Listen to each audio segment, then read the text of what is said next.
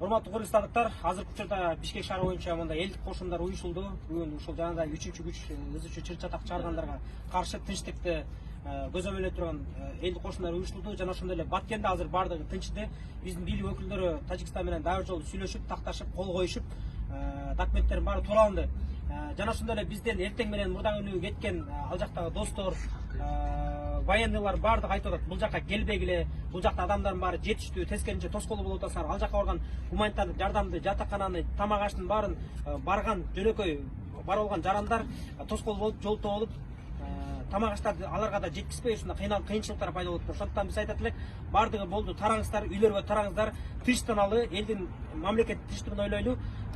Жана жөнөкөй бар болгон жарандар бүгүн да мына маалымат келди, биздин спецназ жөнөкөй бир жаранды куткарам деп өзү жарадар болду дейт. Ошондуктан биздин бийлик өкүлдөрүнө, спецназ аскерлерге жолтоо болбой, үйлөргө тарайлы. Биз бул жакта жөн гана Баткенге гуманитардык жардам чогултуу жана элдин коопсуздугун карабай турган дружиналардан уюштуруп жатабыз.